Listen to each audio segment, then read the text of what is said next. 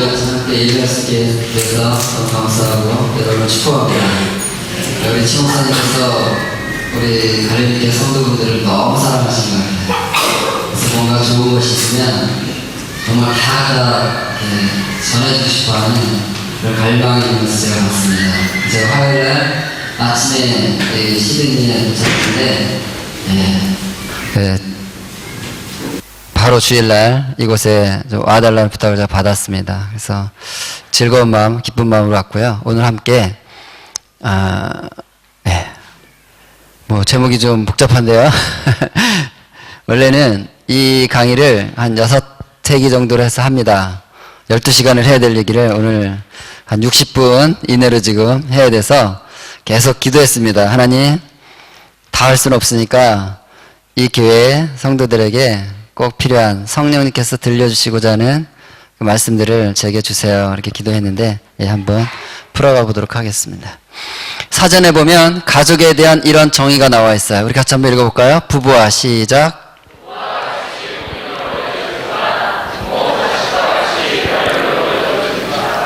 그렇죠. 가족은 결혼을 하고 결혼한 부부 사이에서 자녀가 태어나면 우리는 가족 그렇게 불러요. 근데 우리 집에는 어느 순간에서부터 결혼도 하지 않고 혈연관계도 아닌데 가족처럼 사는 존재가 집에 생겼다는 거야. 누굴까요? 그 실체가 무엇인지 같이 한번 찾아볼까요? 소리 한번 체크해 주세요. 모처럼 가족들이 모였습니다. 좀 줄여주세요.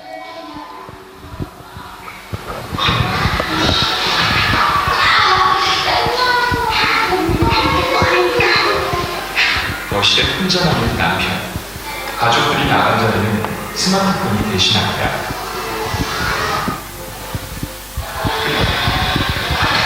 아이들은 어떨까요? 우리는 짝짓자 우리만 하시고 그냥 따로 하시죠? 너무 많이 하신 것 같아요.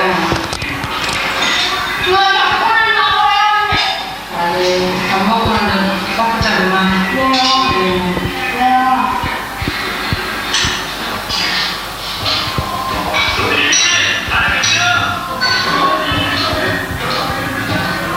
억지로 거실에 나온 아이들도 이번엔 스마트폰에 빠졌습니다. 한 공간이지만 각자의 세상에 빠져있는 가족. 아빠도 아빠들 검색하고 뭐 딴 거 하고 저도 저대로 하고 또 얘들은 스마트폰으로 또 게임하라 이런 거 하다 보면 대화가 없어져요. 그래서 그 이런 가정이면 나는 좀 아직 야무하다. 인터넷과 함께한 주말을 마감하는 시간.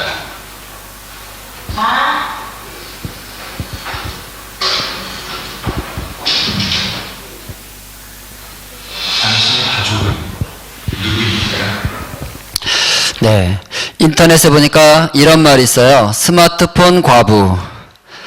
우리 남편은요, 퇴근하고 들어오면 마누라인 내 얼굴 쳐다도 안 보고요. 나한테는 말도 안 걸어주고요. 맨날 침대에 앉아서 이 짓만 하고 있어요. 스마트폰 때문에 나는 지금 과부되고 있는 것 같아요. 여러분, 어디 갔죠? 이 아빠에게 있어서 우리가 화면에서 봤던 사전의 정의에 의하면 아내와 자녀들이 가족이 돼야 되는데 이 아빠는 스마트폰을 스내들고 이것만이 가족인 양 하루를 사는 모습을 봤죠. 한 아빠는 저에게 이런 얘기를 하시는 거예요. 이분이 서울에서 근무하시다가 갑자기 지방 멀리 발령이 나서 혼자 지방에 살게 됐대요. 그래서 격주에 한 번씩 주말에 4시간을 운전하고 서울을 오신다고 해요. 여러분, 이 아빠 그 주말에 쉬지도 못하고 4시간씩이나 운전해서 그 복잡한 서울에 왜 오실까요? 가족이 보고 싶어서 오죠. 그런데 중학생, 고등학생 2자녀가 있는데 2자녀는 주말 내내 아빠 얼굴 한 번도 안 쳐다본다는데요? 이거 쳐다보느라고? 서운하다, 그런 얘기를 이 아빠가 저에게 나누시는 거예요. 여러분, 저 아이들에게 있어서 이 아이들 누가 가족인가요? 엄마, 아빠, 형제들이 가족인가요? 이것만이 지금 가족인 채 살고 있어요. 이 엄마는 이렇게 얘기를 하시죠. 일반 가정에 비하면 그나마 우리 가정은 어떻대요? 양호하다, 이렇게 얘기하셨어요. 여러분 보시기에 저 가정 양호해 보이셨나요? 그런데 양호하다. 저분의 생각과 오늘 오신 우리 갈릴리교회 성도 여러분의 생각이 크게 다르지 않다. 그것이 저의 진단이에요. 우리 집도 거실에 TV, 책상에 컴퓨터, 손바닥에 스마트폰이 여전히 돌아가고 있지만 우리는 거기에 대해서 별 생각이 없어요. 어쩌면 우리도 저분처럼 양호하다 이렇게 생각하는지 모르겠어요. 보세요. 3살짜리가 거실에 앉아서 뽀로로를 봐요. 자, 뽀로로 봅니다. 뭐 문제 있어요? 양호하잖아요. 아유, 집중력도 좋아. 아, 또 우리 어르신들은 또 집중력 있대요. 정말 문제가 없을까요? 예. 강호동 씨 얘기 한번 들어보자. 강호동 씨 아세요? 예. 그가 하는 얘기 먼저 듣고 얘기를 해보도록 하겠습니다.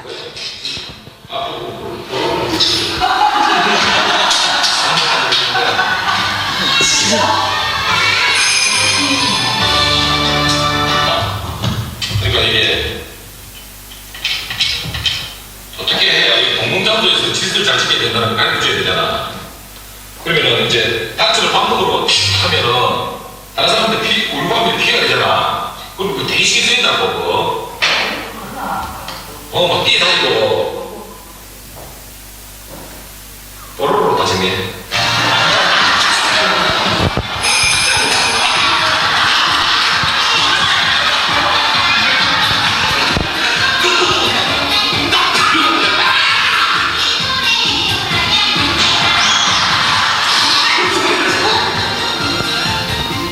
가끔 애가 그러니까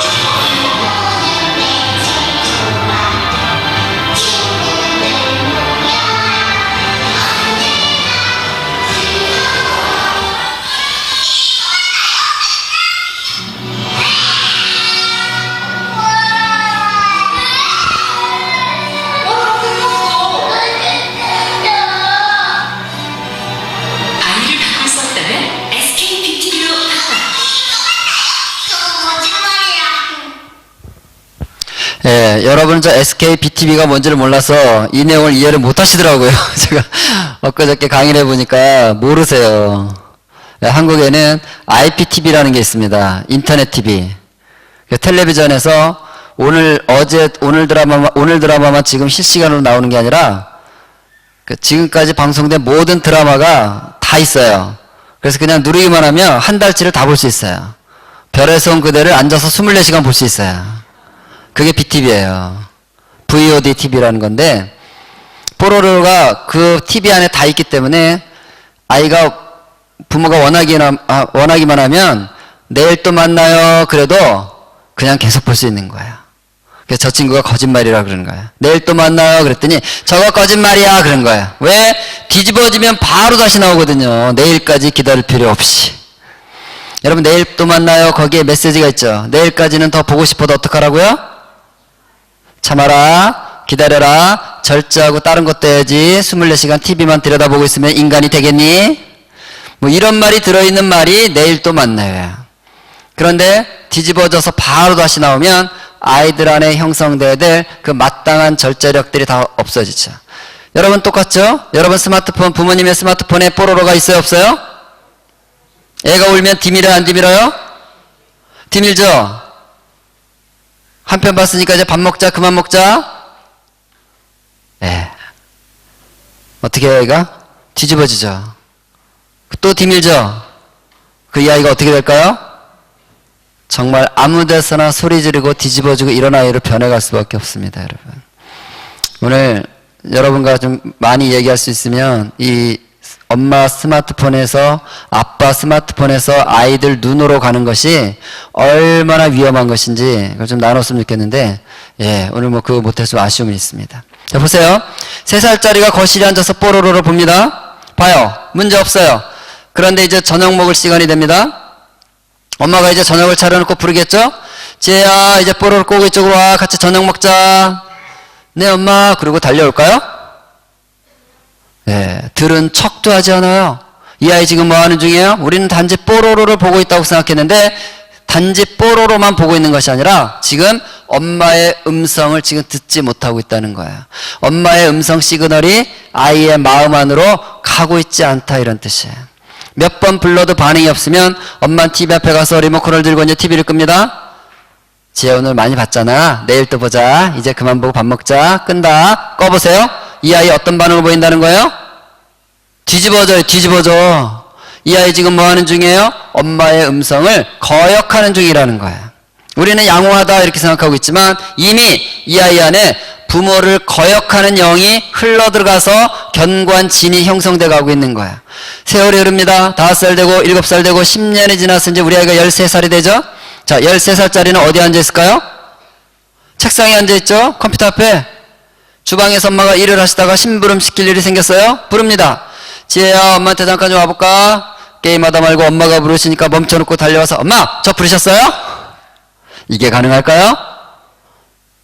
이게 불가능한 아이들이 되어가고 있는 거예요, 여러분. 여러분, 스마트폰 가지고 게임하고 있는 자녀에게 뭐 시켜보세요. 대답은 그러는데 엉덩이는 떼요, 안 떼요?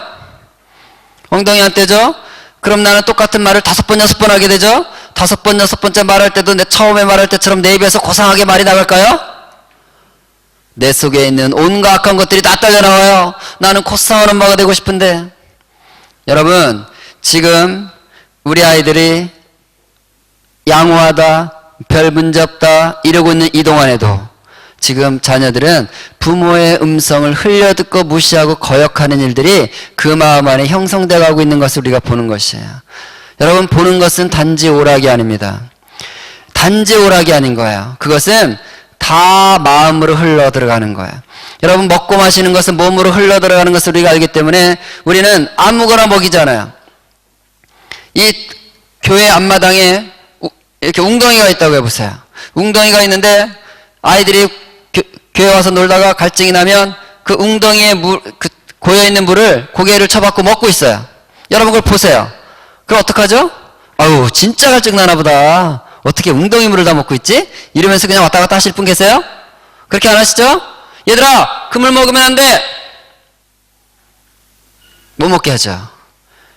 그런데 그 다음날 교회로 왔는데요, 아이들이 또 놀다가 거기에서 또 물을 먹고 있어요. 웅덩이 물을. 그러면 이제 쟤네들은 구제불능이구나 하고 포기하실까요? 여긴 다 그러시나 보네. 반응이 없네. 그냥 내버려둬요? 아니죠. 울타리를 쳐놔야 되겠죠. 울타리를 쳐놨는데 그 다음날 가보니까 또 뛰어넘어서 또 먹고 있어요. 그러면 이제 진짜 포기 이렇게 되나요? 그럼 어떡하셔야 돼요? 메꿔버려야죠. 네, 메꿔버려야죠. 이것을 우리는 안다 그러는 거예요. 여러분, 우리는 무엇을 먹고 무엇을 마시는 것은 몸으로 흘러들어가는 것을 다 알고 있기 때문에 조심하는 거예요. 그러면 보고 듣는 것은 오락으로 끝이냐는 거예요. 여러분, 그렇지 않습니다. 모든 보고 들은 것들은 마음으로 흘러들어가게 되어 있는 것입니다. 그래서 여러분, 우리 아이들의 마음이 왜 우리 마음과 다를까? 그것은요, 보고 들은 것이 달라지기 때문인 거예요. 보고 듣는 것은 아이들의 마음을 만드는 거예요. 그래서 지금 집집마다 너무 힘들어진 거예요. 너무나 많은 것들을, 하나님 아닌 것들을 너무 많이 보고 듣는 것들이 마음에 채워져 있기 때문에 힘든 것입니다. 오늘 그 중에 하나만 지금 나누려고 제가 준비를 했습니다. 여러분, 아이들이 TV나 컴퓨터나 스마트폰을 보고 있을 때 뇌가 어떻게 작동되는지 우리 한번 뇌 속을 관찰해 보도록 하겠습니다. 뇌의 각 부분이 어떻게 활동하는지 지켜볼 수 있습니다. 먼저 게임을 할 때 평소 좋아하던 게임의 아이를 바로 집중합니다. 비교해 볼 것은 책을 읽을 때의 뇌 활동입니다. 책을 읽고 게임을 할 때 아이들의 뇌는 어떻게 움직일까요? 책을 읽을 때 빨간색과 노란색을 두고 뇌가 활발하게 움직입니다. 상상력과 감정이 필요한 만큼 전두엽도 활발합니다.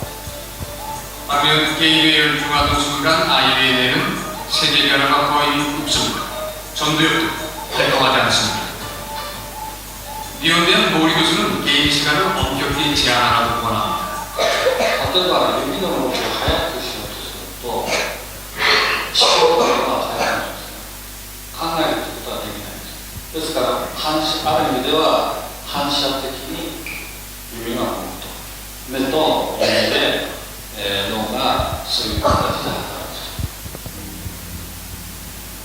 전두엽은 뇌의 앞부분인 이마 쪽에 있다 하여 일명 앞쪽뇌라 불리는 곳입니다.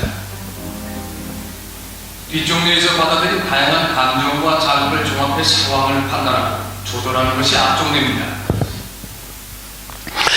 여러분, 사람이 눈으로 이렇게 사물을 보고 있으면요, 그 사물을 인식하는 시신경은 뇌의 뒤쪽으로 연결이 되어 있다 그래요. 뒤에 있다 그래서 후두엽 이렇게 불러요. 그러니까 우리가 뭘 보고 있을 때는 뒤쪽에 자극이 먼저 생긴다는 뜻이에요. 뒤쪽에 자극이 생기면 이 자극과 정보는 다시 앞쪽으로 보내줘요. 앞에 있다 그래서 전두엽. 따라해 볼까요? 전두엽. 여기는 뭐 하는 곳이냐면 생각하고 판단하는 곳이에요. 자, 보세요. 우리 아이가 이제 컴퓨터나 스마트폰으로 게임을 하는 것을 먼저 생각해 볼까요? 자, 화면에 내가 키보드나 마우스나 손가락을 움직일 때 왔다 갔다 하는 나의 캐릭터가 나타나겠죠? 화면에. 그 캐릭터가 눈을 통해서 시신경을 지나 뒤쪽에 찍히는 거예요. 뒤쪽에. 내가 나타났으니까 화면 반대편에는 내가 상대해야 될 상대방 몬스터나 캐릭터가 또 나타나겠죠? 그것도 눈을 통해서 시신경을 지나 뒤에 찍히겠죠? 그래, 이 정보를 앞으로 보내줘요. 그 정보가 넘어왔으니까 이제 뭐 한다고요? 뭐 한다고요, 여기? 생각, 판단. 앉아서 이제 생각하는 거예요. 저놈을 때릴까 말까? 저거 살살 때려, 세게 때려? 이쪽으로 돌아갈까? 저쪽으로 돌아갈까? 앉아서 이렇게 생각하고 있으면 화면 속에 있는 내 게임 캐릭터는 어떻게 될까요? 벌써 죽었어요. 앉아서 여기 보고 있으면 상대방이 와서 먼저 죽일 거 아니에요. 게임이 끝나는 거예요. 그러니까 정보가 들어오면 이걸 앞으로 보내서 여기서 놀고 있는 것이 아니라 오자마자 명령이 손가락으로 간다는 거야. 눌러 이렇게. 그래서 우리 친구들이 컴퓨터 앞에 앉아있으면 자세가 어떻게 돼요? 열심히 키보드를 두드리고 있죠. 저 숙달되면 양손을 쓰죠. 스마트폰 바쁘죠. 이러고 있을 때 이 앞쪽에 자극이 머물러 있다 안 머물러 있다, 그 얘기를 하는 거야. 금방 우리가 영상에서 보신 것처럼 이 친구가 손에 닌텐도를 들고 눈으로 화면을 보고 있을 때 이쪽이 전두엽인데 전두엽 쪽에 활발한 자극이 생겨 안 생겨요? 안 생기고 있다는 거예요. 드라마를 봐도 큰 차이가 없다 그럽니다. 자, 드라마 한번 볼까요? 김수현이 나타났네요. 아세요? 네. 어떻게 아세요? 김수현이 무슨 얘기를 하는데 내가 못 알아들었어요. 저 상황에서 왜 저 말을 했지? 왜 저 말했을까? 생각하고 있으면 내 생각 끝날 때까지 화면이 멈춰서 나를 기다리고 있나요? 화면 어떻게 됐어요? 지나갔잖아요. 열심히 쫓아가다 보면 여기는 바쁘지만 여기는 작동이 없는 거야. 여러분, 우리 아이들이 뽀로로를 보고 있고 뭔가 이렇게 영상을, 애니메이션을 보고 있을 때 사실상 뒤쪽에서나 자극이 많지 여기는 생각할 수가 없어요. 그 아이가 깊이 생각 중이라면 저걸 보고 있는 거 안 보고 있는 거예요? 그 안 보고 있는 거가 되죠.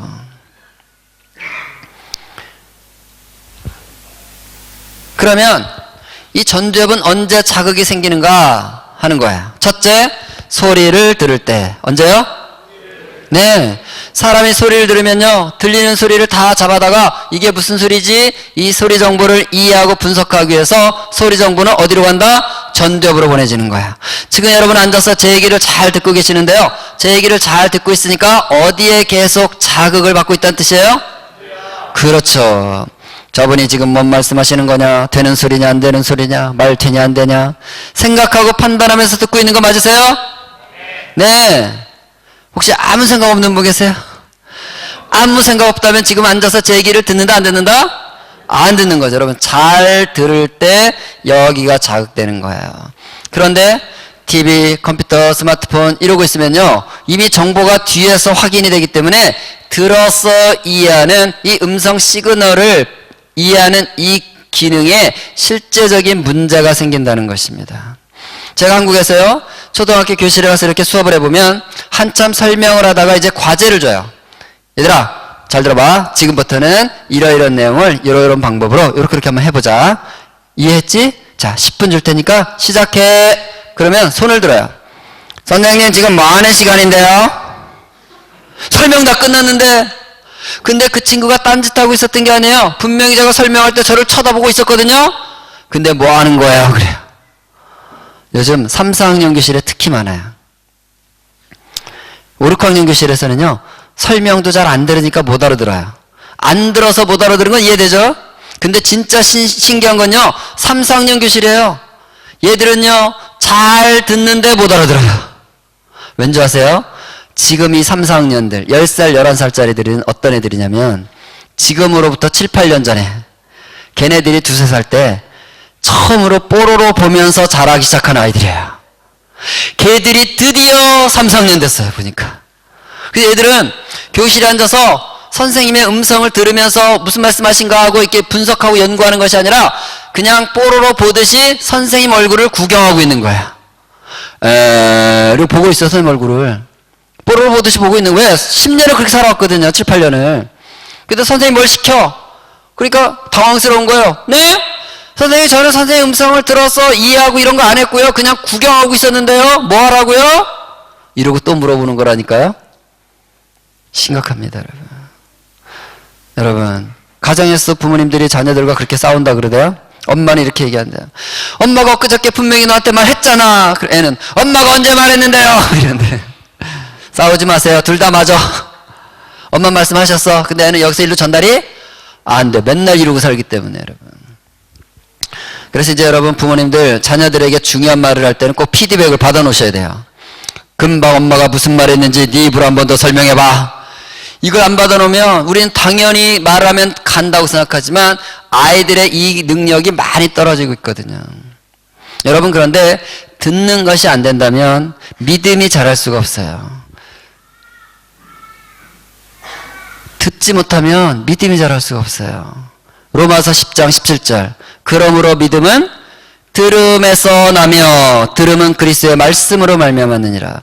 여러분, 듣는 것이 안 되면 사실은 믿음이 자랄 수가 없는 거예요. 제가 이렇게 주일날 중고등부 같은 데 이렇게 예배 시간에 가보면 진짜 아이들이 이게 잘 안 되는 걸 봐요. 듣는 것이. 여러분, 이번 주부터는요, 매주 주일 저녁에는 자녀들과 저녁 식사하면서 어머님들, 아버님들 꼭 자녀에게 이렇게 꼭 물어보세요.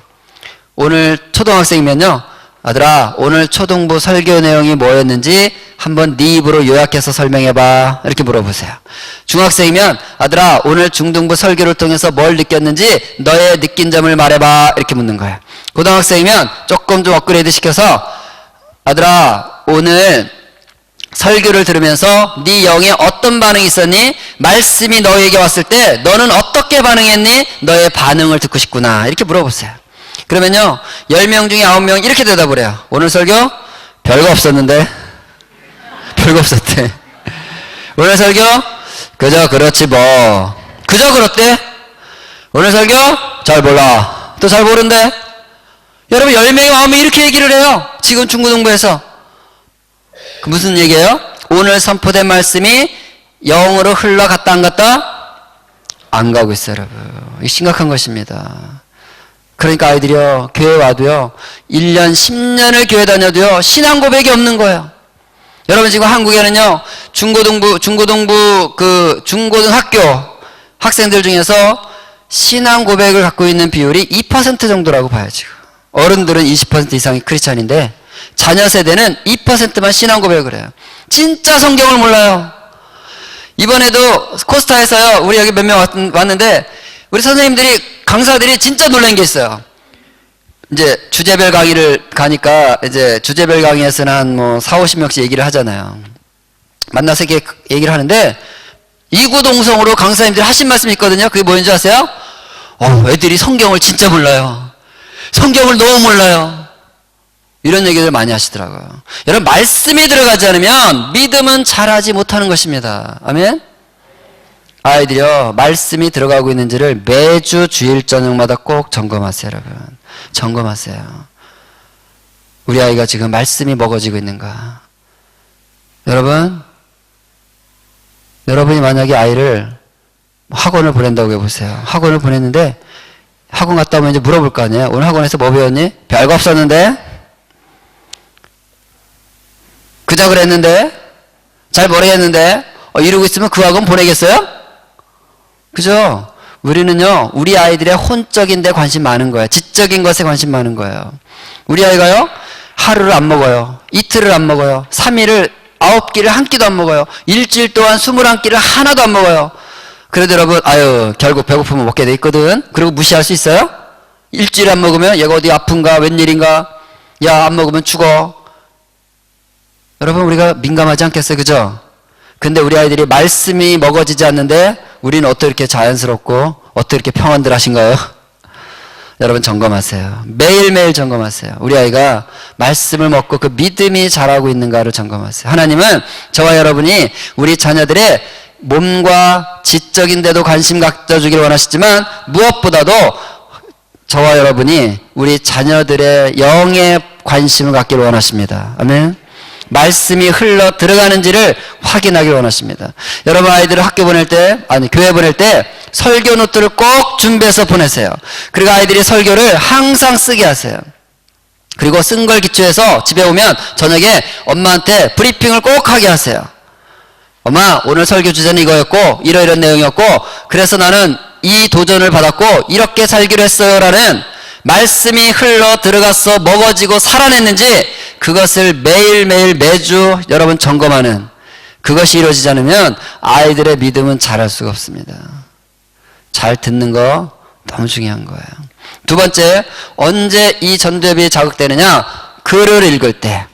자, 눈으로 글씨를 보면 글자가 찍히는 곳은 어디라 했죠? 딱 시각 자극이 들어오는 곳은 뒤쪽이라고 그랬어요. 글자가 뒤쪽. 근데 이건 찍혀봤자 기호죠. 기호, 글자는. 여러분이 러시아 글자로 된 책을 넘겨보세요. 러시아 말로 된 거. 책장 넘길수록 생각이 깊어지세요? 막 눈물도 나고 그러세요? 글자는요, 뒤쪽에서 중요한 것이 아니라 전두엽으로 보내져서 단어와 문장과 맥락과 구조와 이게 돌아가야 그 책을 읽은 게 되는 거야. 그러니까 우리가 영상에서 본 것처럼 책을 읽고 있으니까요, 이 친구 손에 닌텐도에서 책으로 바뀌니까 글자를 보고 있으니까 갑자기 어디가 활성화되고 있어요? 전두엽이 갑자기 막 활성화되고 있는 게 확인되죠? 글을 읽을 때 이게 돌아간다는 뜻이에요. 그래서 이 연구를 한 교수의 결론이 이런 것이었어요. 여러분 이분의 결론을 같이 읽겠습니다. 대략 시작.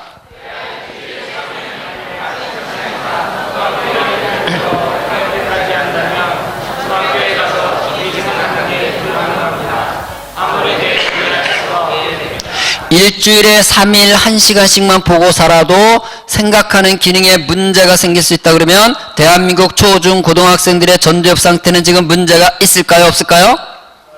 다 생겼겠어요. 일주일에 3일 1시간은 무슨 매일 2-3시간씩은 TV 앞에 앉아있든 컴퓨터 앞에 앉아있든 스마트폰 이러고 있든 맨날 이러고 사는 걸 보잖아요. 여러분 이분의 진단은 이미 우리나라 교실에서는 현실이 됐더라고요. 제가 중학교 교실에 가서 아이들을 가르쳐보면요, 요즘 중학생들이 교실에서 정말 싫어하는 거 3가지가 있더라고요. 첫째, 우리 각자 생각 한번 해보자. 싫어요, 머리 아파요. 생각만 하자 그러면 싫다는 애들이 교실에 점점 늘어나요. 선생님이 생각해보자. 이거 무슨 뜻이에요? 얘들아 우리 지금부터 같이 전두엽을 돌려보자. 그 소리죠? 생각 어디서 한다고요? 전두엽. 싫어요. 이거 무슨 뜻이에요? 선생님, 저는 전두엽 돌리고 산 적 없어요. 저 맨날 TV, 컴퓨터, 스마트폰 이러고 사는 거 잘 모르셨나요? 그게 그 소리예요. 싫어요 소리가. 생각하는 것보다 더 싫어하는 거 있어요. 얘들아 생각 다 끝냈니? 이제 우리 토론할 거니까 각자 자기 의견을 정리해서 발표 한번 해보자. 넌 발표할까? 없대요. 너 해볼까? 잘 모르겠는데요. 너는? 글쎄요. 다 없대? 정리하는 곳이 어디라고요? 여기이기 때문에. 이러고 살았어요. 초등학교 교실에서는요, 질문하기가 겁나요. 질문만 하면요, 애들이 다 손을 드는 거예요, 또, 초등학교는. 그래서 이렇게 시켜보면, 딴소리예요. 손 들고. 들어는 오는데, 정리가 안 돼, 정리가. 생각하는 것보다, 말하는 것보다 더 싫어하는 거 있죠, 3번째. 뭘까요? 써보자. 자, 이제 우리 공부한 내용, 각자 요약해서 한 페이지씩 그 공책에다 써봐. 그럼 특히 남학생들, 큰 글씨로 2줄을 써요, 2줄. 야, 2줄이 뭐야? 좀 더 쓰지? 다 쓴 건데요. 더 있잖아. 더 없어요. 어디가 안 돌아가는 중이다? 이 전두엽 기능이 안 되는 거예요, 여러분. 보세요. 제가 오른손이 없다고 해보세요. 이 오른손이 없는데 누가 저한테 와서 권장희 씨 그 오른손으로 바닥에 있는 휴지를 집어 드세요. 이런 미션을 주면 이 손이 없으면 이걸 잘 할 수가 있어요, 없어요? 이 일이 지금 교실에서 확인되고 있는 것입니다. 여러분, 이게 지금 문제가 있기 때문에 생각이 안 되고 정리된 표현이 안 되고 쓰기가 안 되는 거예요.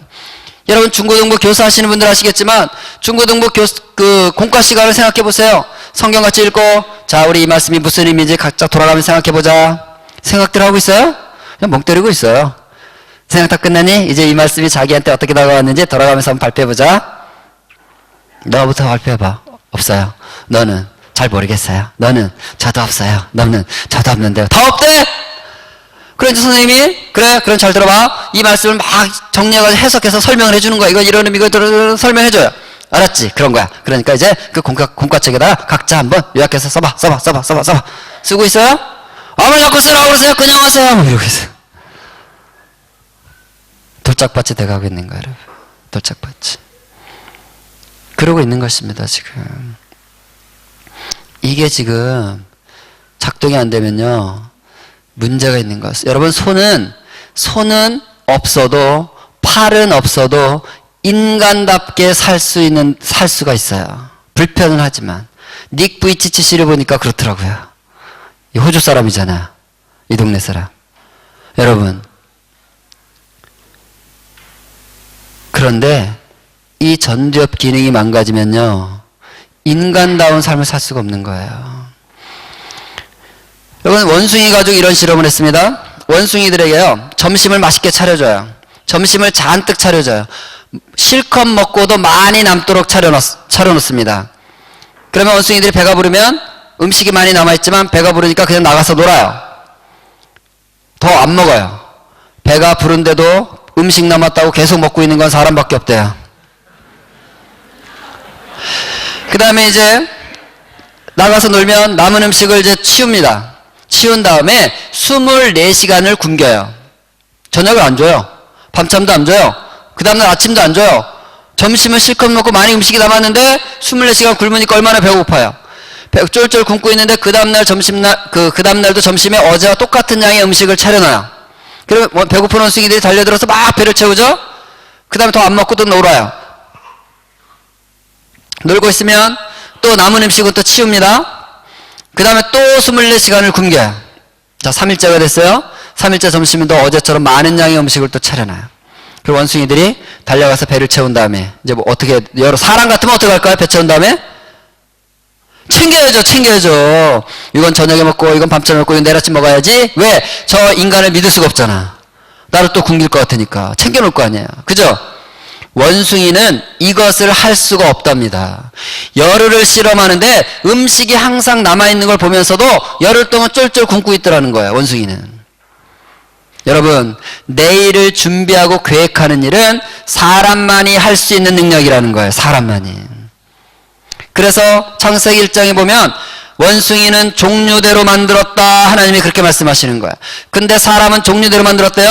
하나님의 형상을 따라 만들었다, 이 얘기예요. 하나님의 형상은 창조 형상, 하나님은 창조의 하나님이세요. 사람은 생각하며 살도록 만들었다, 이 얘기예요. TV, 컴퓨터, 스마트폰 이러고 있으면요, 그 창조의 영역, 하나님의 형상이 망가지는 것을 말하는 것입니다. 여러분, 그런데 지금 너무나 많은 아이들이요, 그 하나님의 형상이 지금 망가지고 있는 거예요. 특히 롤하는 친구들, 게임하는 친구들 보니까요, 내일에 대한 계획이 진짜 없어요. 내일이 중간고사인데도 오늘 밤 12시에 롤을 하고 게임을 하고 있어요. 생각이 없어요. 진짜 내일에 대한 계획이 없어요. 준비를 하지 않아요. 왜? 이게 안 되기 때문에 못하는 것입니다. 안 하는 게 아니라 못하고 있는 거예요. 서서히 망가지기 때문에. 여러분, 창의적인 학습이 이루어지려면 3단계가 있어야 된다고 그래요. 1단계 입수. 일단 지식이 머릿속으로 들어와야 돼요. 지식이 머릿속으로 들어오는 것 1단계라고 그러죠. 2단계 들어온 지식은 이 속에서 정리, understand, 깨달음이 와야 돼, 깨달음. 3단계 정리된 지식은 말과 글로 다시 나와야 돼요. 표출. 이게 창의죠. 창조죠. 그런데 정리하고 표출하는 장소가 뇌의 어디라고 설명드리는 중이에요? 어디라고요? 예, 전두엽. 여러분이 전두엽 이렇게 말하는 순간 어디가 돌아갈까요? 전두엽이 돌아가는 거예요. 반응을 계속하세요. 반응. 전두엽을 돌려야죠, 우리. 이러고만 계시지 마시고. 그런데 TV, 컴퓨터, 스마트폰, 닌텐도 이러고 있으면 어디가 망가진다고요? 그 학습이 될까요? 여러분, 돌짝밭에다 씨앗을 뿌리면 싹이 잘 자라요, 안 자라요? 그럼 밭을 읽어야 돼요? 씨앗을 바꿔 뿌려야 돼요? 그죠? 근데 많은 엄마들을 보니까요, 한국에 많은 엄마들 보니까 밭에 관심이 없는 거예요. 아이한테 구몬이라는 학습지를 시켜요. 학습지 이름이에요, 구몬. 학습지를 시킵니다. 학습지를 해요. 무슨 뜻이에요? 구문이라는 지식과 정보를 머릿속에다 집어 넣는다 이거죠. 몇 단계? 1단계 하는 거예요. 근데 이 친구는 학습지 끝나면요, 학습지 딱 밀어놓고 TV 앞에 앉아서 이러고 이제 멍 때리고 애니메이션만 봐요. 그럼 구문이라는 지식이 들어왔는데 애니메이션 보고 이러고 있으면 이 지식이 정리 표출돼야 안 돼요? 안 되죠. 성적이 안 나올 거 아니에요? 성적이 안 나오면 엄마는 이상하다? 학교에서 분명히 선생님들이 머릿속에다 교실에서 머릿속에다 집어넣었을 것이고 내가 집에서도 구문 학습지 사다가 또 머릿속에다 집어넣는데 왜 성적이 안 나와? 맨날 TV만 이러고 있으니까 들어는 가는데 1단계 정리 표출 이게 안 되는구나 이렇게 진단하고 처방을 내려야 되는데 이 엄마는 밭에 관심이 없으니까 학습지를 눈높이로 바꿔줘요. 눈높이라는 다른 학습지로. 눈높이가 안 돼요? 빨간 펜으로도 바꿔줘요. C만 바꾸고 있는 거예요. 밭은 돌짝밭 만들면서. 학원을 가도 마찬가지겠죠? 자, 동네 A 학원을 갔어요. 학원을 갔다. 무슨 뜻이에요? 학원에서 지식 정보들을 머릿속에다 집어넣는다. 몇 단계? 1단계 한 거죠. 근데 얘는 학원문 앞에서부터 이러고 오는 거 학원문 앞에서부터.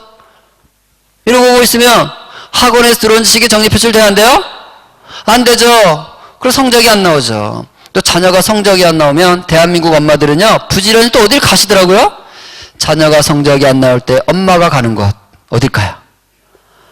옆집 가요. 옆집. 그 집은 수학 뭐해? 그 집은 어느 학원 보내? 정보 수집한다고 옆집을 가. 밭은 돌짝밭인데. 여러분 중요한 것은 하나의 지식이 들어오는 게 중요한 것이 아니라 이 들어온 지식이 정리 표출되는 프로세스가 있어야 되는 거예요. 여러분 우리 아이들이 학교나 학원 갔다 오자마자 컴퓨터를 켜죠. 웹툰을 보고 게임을 할 때 엄마는 그러죠. 아들아 너네 오자마자 컴퓨터를 켜니? 그럼 아들이 뭐라 그래요? 엄마 다 끝났어요. 다 끝났어. 뭐가 다 끝나? 이제 몇 단계 끝난 거예요?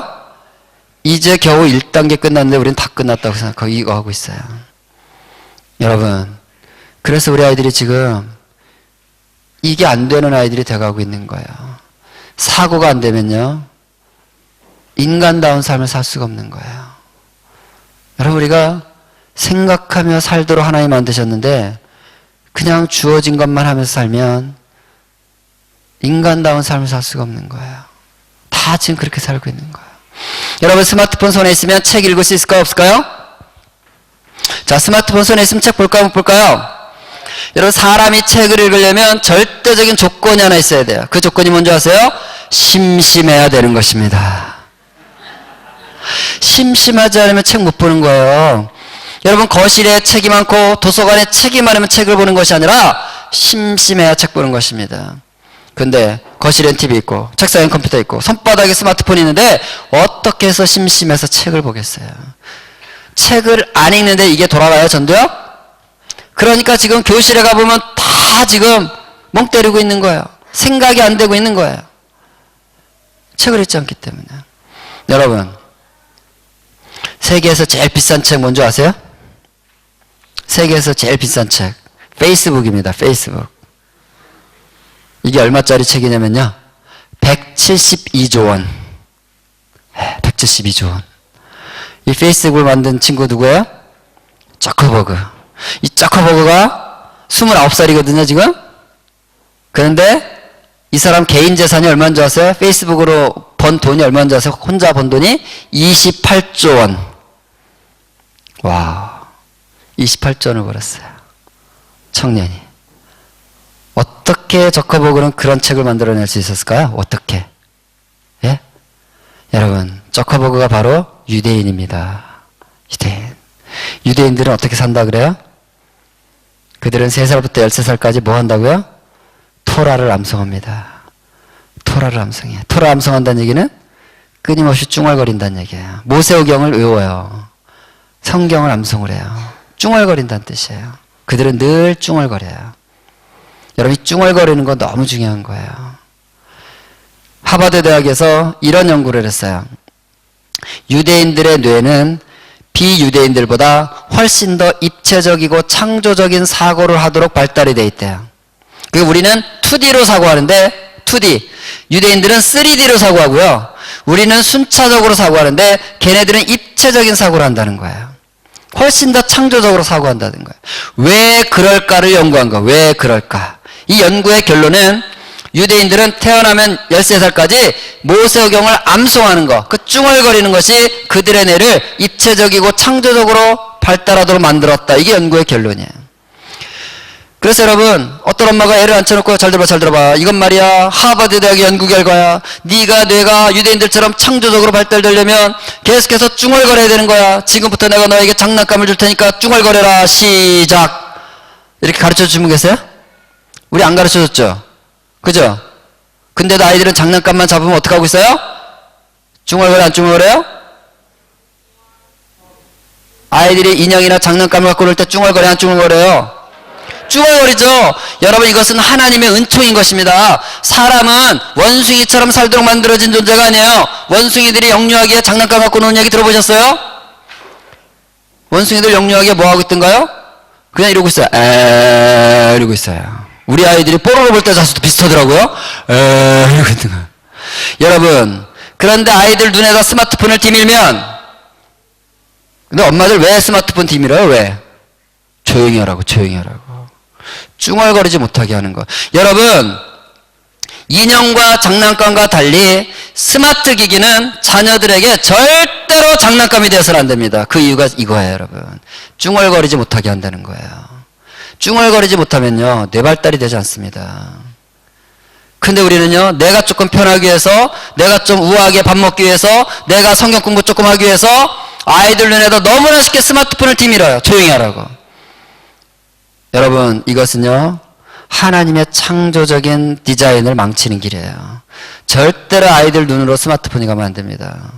영유아기 10살 정도까지는요, 절대로 스마트 기기 가면 안 돼요.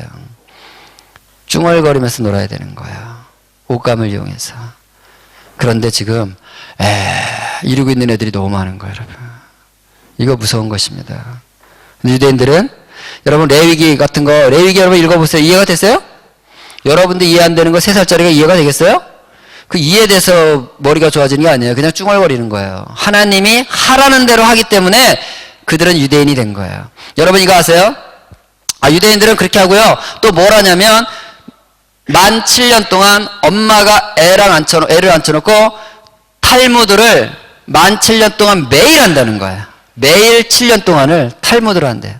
그걸 하브르트라 그래요. 탈무드는 뭐냐면 랍비들이 토라를 해설해 놓은 해설서들이에요. 토라 해설서를 매일 한 장씩 토론한다는 거예요.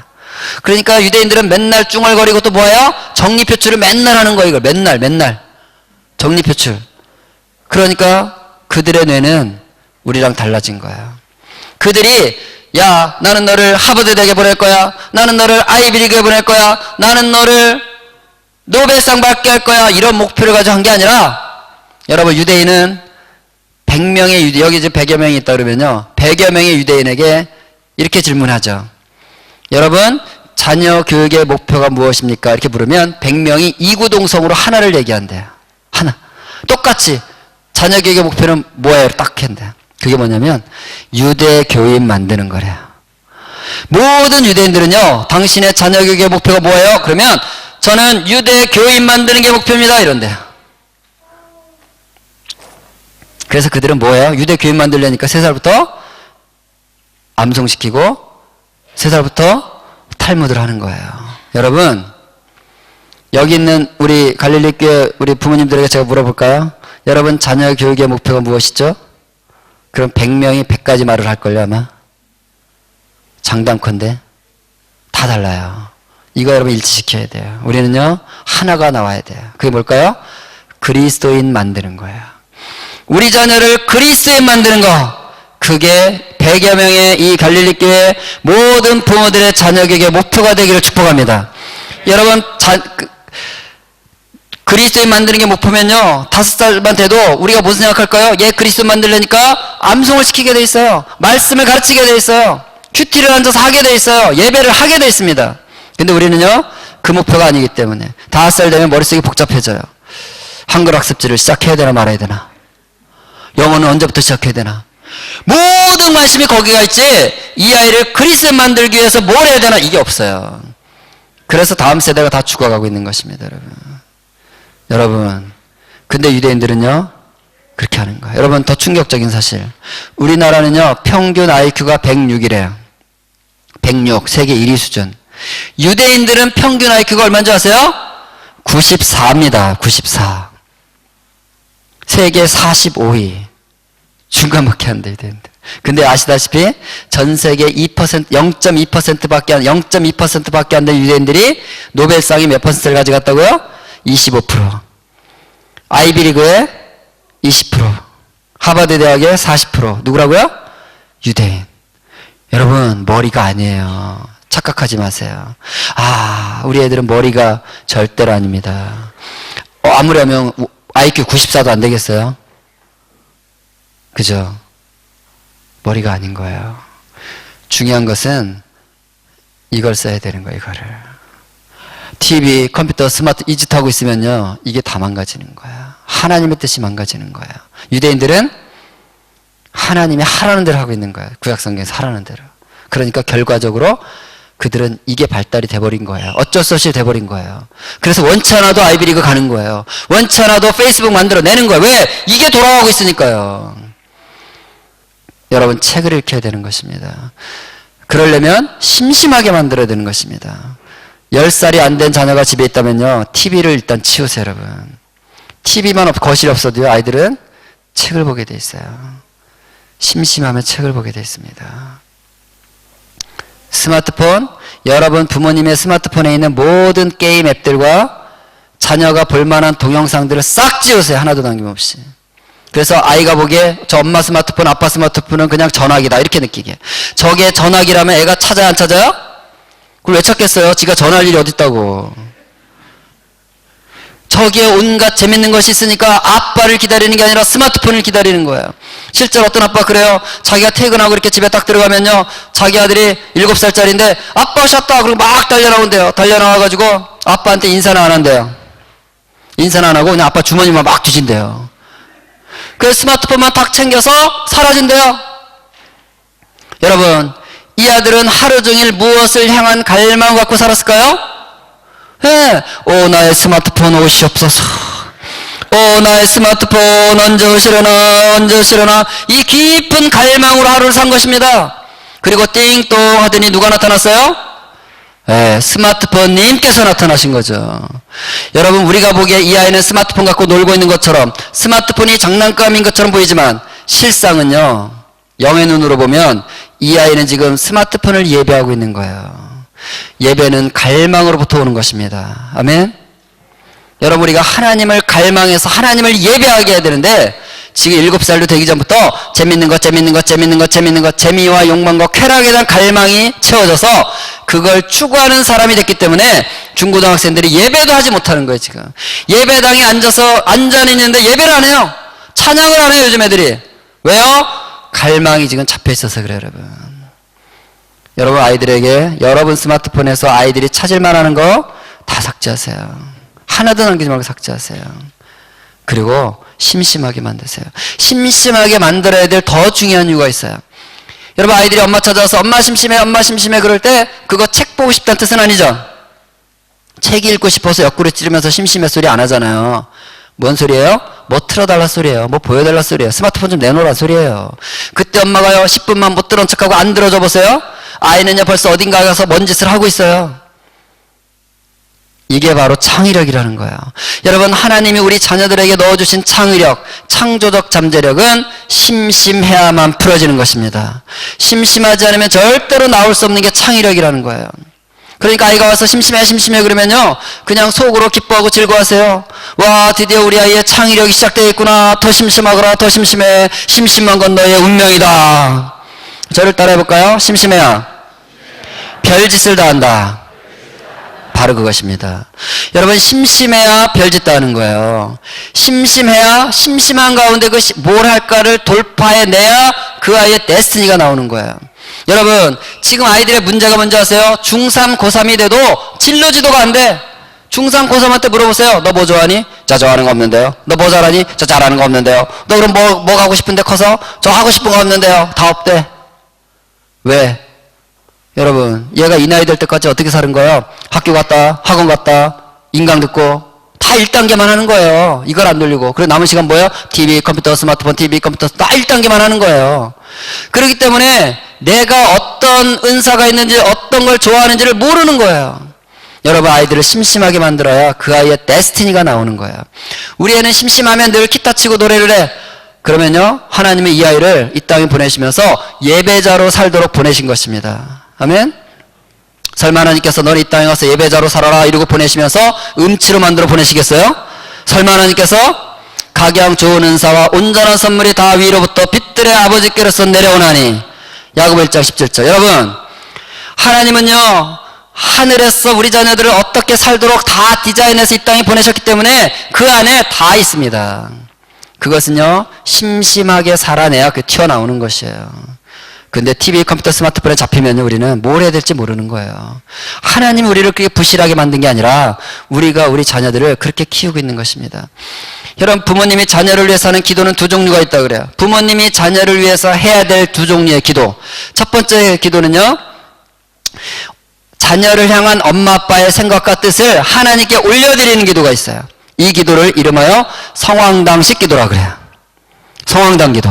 우리 조상들이 물 떠놓고 잘했죠. 비나이다 비나이다 내 자식 이렇게 해주세요 저렇게 해주세요. 이 성황당 기도. 이 기도가 1년에 한 번씩 하늘을 찌를 때가 있어요. 한국에서. 언제요? 알고 계시네요. 수능철에. 그때는 하나님 어디 출장 가고 싶을 것 같아. 모든 기도가 똑같잖아요. 근데요, 또 한 종류의 기도가 있는 거예요. 이 아이를 향한 하늘에서 이루어진 하나님의 뜻이 하늘에서 이루어진 것처럼 이 땅에서 이 아이의 인생 가운데서도 그대로 이루어지게 하옵소서 하고 하나님의 뜻을 엄마 아빠의 입술을 통해서 이 땅에 풀어내는 기도가 있는 거야. 이 기도를 이름하여 주님이 가르쳐 주신 기도라고 하는 거예요. 주기도. 여기 있는 부모님들, 이 주기도를 하시기를 축복합니다. 여러분, 이 주기도를 하시는 거예요. 하나님, 이 자녀를 향한 하나님의 뜻이 무엇입니까? 하늘에서 이루어진 그 뜻을 이 땅에서 이루는 자가 되게 하여 주옵소서. 여러분, 우리 교회가 굉장히 놀라운 표현을 갖고 있어요. 예배와 말씀, 꿈. 이 꿈은 무슨 꿈이에요? 절대로 목사님 많이 강조하셨겠지만 여러분의 꿈이 아닙니다. 우리를 향한 하늘에서 완성된 하나님의 꿈이 있으신 거예요. 아멘? 그 완성된 하나님의 꿈이 하나도 이루어지지 않고 이 땅에서 이루어져야 되는 것입니다. 그 꿈을 누가 가져가고 있는지 아세요? TV, 컴퓨터, 스마트폰이 바로 그 꿈을 가져가고 있는 거예요. 사단은요, 우리 아이들의 꿈을 탈취해가고 있는 거예요. 꿈을 훔쳐가고 있는 거예요. 뭘로? 이걸 망가뜨리면서 이러고 살게 만드는 거예요. 진짜 멍 때리고 살게 만드는 거예요. 여러분, 여기서 깨어나길 축복합니다. 물론 아이들이 이렇게 말하죠. 엄마, 우리 애들 다 아직 스마트폰 들고 카톡하고 자들끼리 떠들고 그러는데 나는 카톡도 안 되는 꾸준 핸드폰이고 나는 아직 왕따야 왕따 뭐 이러죠. 그래서 벌써 사주셨어요? 여러분 명심하세요. 스마트폰이 없어서 왕따 당하는 아이는 스마트폰이 있어도 왕따 당합니다. 왕따는 이거 때문에 생기는 게 아니에요. 왕따는요, 자존감이 낮기 때문에 왕따를 당하는 거예요. 우리 아이 입에서 왕따 이런 말이 나오면요, 우리 아이의 자존감이 지금 바닥을 치는구나. 바닥을 쳐. 이 자존감을 끌어올려야 되는 것입니다. 이거 사주는 게 중요한 게 아니에요. 여러분, 우리 같이 동역하는 사무국장이 있는데 이 동역자의 딸이 중3이에요. 이 중3인데요, 이 친구는요, 그 반에 유일하게 피처폰을 써요. 피처폰은 투지폰을 말하는 거예요. 스마트폰의 반대말이에요. 스마트폰은 똑똑한 폰이란 뜻이잖아요. 피처폰은 멍청이 폰이다 이런 뜻이에요. 전화 문자밖에 안 되는. 걔 그거 써요. 얘는요, 집에만 오면 이렇게 엄마한테 징징거린대요. 엄마, 속상해 죽겠어. 내 친구들이 그렇게 내가 피처폰으로 바꾸라는데도 내 말을 안 들어. 이 친구는요, 친구들한테 늘 말한대요. 있잖아, 너 맨날 스마트폰 이러고 살면 인생 쫑치는 거야. 나처럼 피처폰 써야 돼. 내가 돈이 없어서 이거 쓰는 게 아니야. 늘 권면하는데 단 한 명도 그래? 그럼 나도 피처폰 쓸까? 이러고 자기 말을 귀담아 듣는 친구가 없다는 것 때문에 마음이 아프다고 얘기한다는 거예요. 여러분, 패러다임 바꾸세요. 왕따 그런 게 아니에요. 우리 아이가 교실에서도 친구들 사이에서도 하나님의 나라를 끌어오는 자가 돼야지 그 세속 문화를 쫓아가는 자가 되게 해서는 안 됩니다. 아멘? 여러분, 저도요, 우리 아이에게 이거 사주지 않습니다. 우리 아이도 고1인데요. 고1인데 피처폰 써요. 여러분, 왜 그래요? 저는 우리 아이가 하늘의 뜻을 이 땅에 이루는 자가 되기를 원하기 때문이에요. 여러분, 이런 거 쓰면 편하긴 해요. 맞아요. 빠르고 쉽고 편해요. 그죠? 근데 지불해야 될 값이 있는 거예요. 한번 저를 따라해 볼까요? 남의 힘을 빌리면 내 힘은 약해진다. 우리가 여기다 전화번호를 입력시키고 났더니 내 머릿속에 전화번호 남아있나요? 다 날라갔어요. 편하기는 한데 내 힘이 약해지는 거예요. 그래도 우리 부모님들은 이거 써도 괜찮다고 생각해요. 저는. 왜? 여러분 인생 어차피 끝났으니까 편하게 사시든지 누가 뭐라 그러겠어요. 그런데 우리 자녀 세대는 10대만 살고 인생 끝낼 애들이 아니잖아요. 이 아이들은 지금 20대, 30대, 40대, 50대를 위해서 자기 힘을 키워야 될 나이잖아요. 자기 힘을 키워야 될 나이 아이들에게 왜 자꾸 편한 걸 주려고 그러세요? 그건 속는 것입니다, 여러분. 여러분,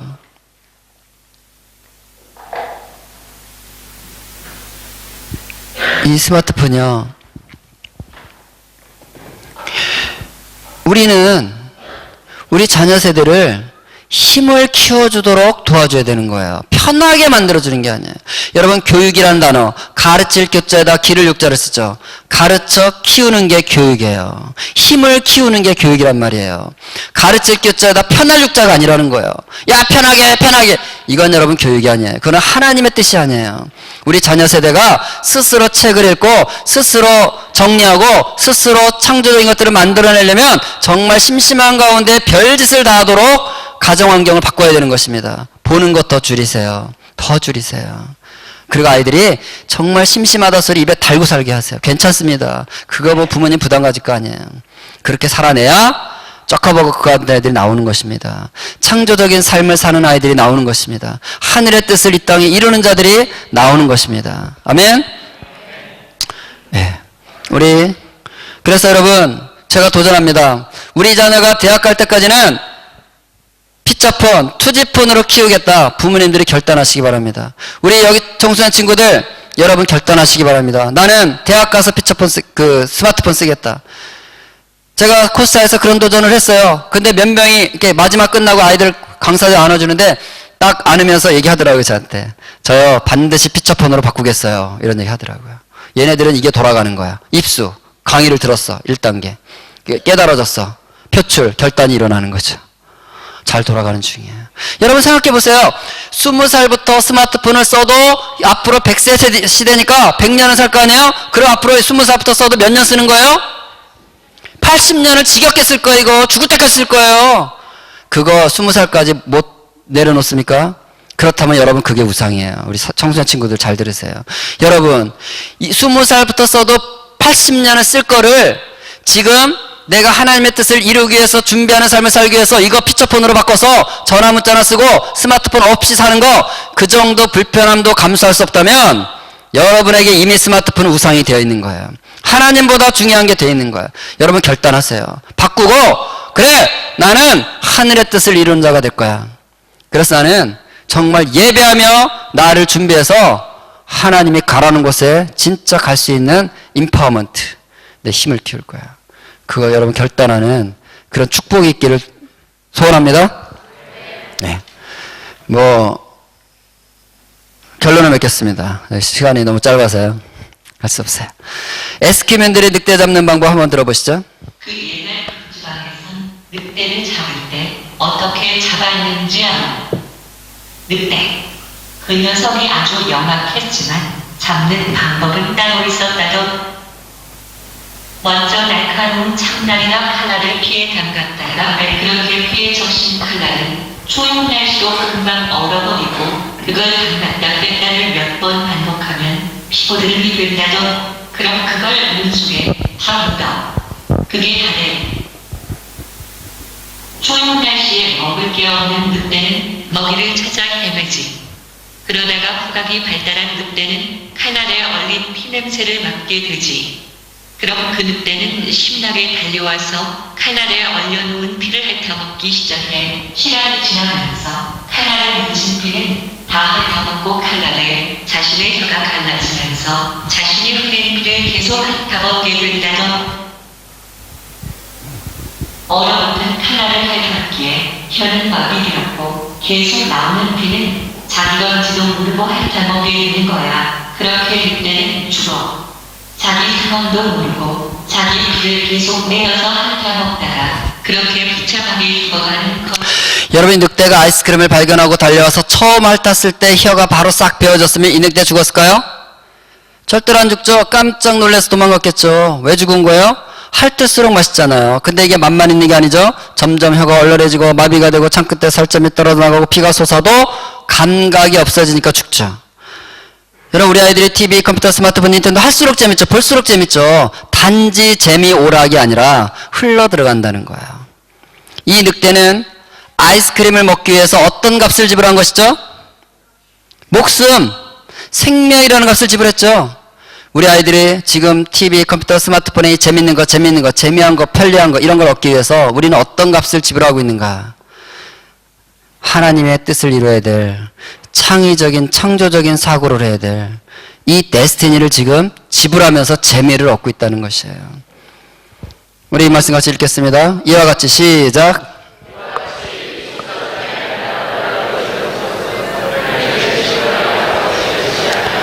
하늘에는 하나님의 뜻이 있습니다. 우리 자녀들 중에요 단 한 명도 하늘의 뜻이 없이 이 땅에 온 아이는 없는 것입니다. 아멘.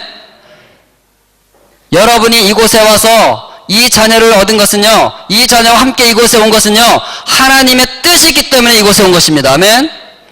그 뜻을 이루는 자가 되기를 축복합니다. 사단은 보는 것을 통해서 우리 자녀 세대가 그 뜻을 이루지 못하도록 지금 공격하고 있는 것이에요. 그것이 영의 눈이 열려서 보여지기를 축복합니다. 예. 좀 아쉬운 분들은요, 제 책을 한국에 나가실 때 한번 읽어보시면 좋겠고요. 이 책에 제가 10%도 오늘 못했어요. 시간 관계상. 책 우리 아이 게임 절제력. 제 이름만 치면 인터넷에서 볼 수 있습니다. 보시고 또 좀 아쉬운 분들은 그 세상을 바꾸는 시간 15분이라는 세바시 프로그램이 있는데 거기 347에 제가 15분 동안 요약해서 강의한 게 있어요. 오늘 못 들으신 분들 있으면 소개해서 이거를 좀 보게 하시고요. 유튜브나 저희 센터 홈페이지에 오시면 제가 2시간, 4시간 강의한 영상들이 많이 있습니다. 그래서 한번 보시고 정리 한번 더 하시면 좋겠어요. 자, 결론적으로 우리 여러분이 좀 했으면 하는 것들 하나 말씀드리겠습니다. 여러분 베드로서 2장 7, 8절에 보면 이런 얘기가 나와요. 의로운 롯이 아브라함의 조카 롯 아시죠? 롯이요 소돔과 고모라에 살고 있을 때 이런 말이 나와요. 의로운 롯이 그 소돔과 고모라의 불법한 행위들을 날마다 보고 들음으로 심령이 상하였더라 이런 말이 나와요. 여러분 롯은 의인이었어요. 그렇지만 소돔과 고모라에 살면서 매일 보고 듣는 게 불법이었기 때문에 심령이 상했다는 거예요. 여러분 우리 자녀들이 TV, 컴퓨터, 스마트폰, 닌텐도를 통해서 온 세상의 불법한 것들이 눈과 귀로 흘러들어가서 그들의 심령이 지금 어둠으로 잡혀가고 있는 거예요. 보는 것이 어두우면 온몸이 어두워질 것이요 보는 것이 밝으면 온몸이 밝을 것이다. 마태복음 6장 22-23절에 예수님의 말씀은요 이 시대를 말하는 것 같아요. 너무나 많은 보고 듣는 것들을 통해서 날마다 들어옴으로 인해서 심령이 상하고 있는 우리 자녀 세대를 보기를 축복합니다. 사사기 16장 16, 17절에서도요 드릴라가 삼손을 꿰기 위해서 삼손을 넘어뜨리기 위해서 했던 방법이 뭐냐면 날마다 졸랐더라. 날마다 매일매일 삼손이 그 비밀을 캐내기 위해서 무너뜨립니다. 여러분 매일이라는 게 너무 무서운 거예요. 스마트폰 손에 들고 매일매일 지금 매 순간순간 아이들의 마음과 영이 공격을 받고 있는 것이죠. 근데 하나님은 우리에게 이런 권면을 주십니다. 우리 히브리서 3장 12, 13절 한번 읽겠습니다. 형제들아 시작.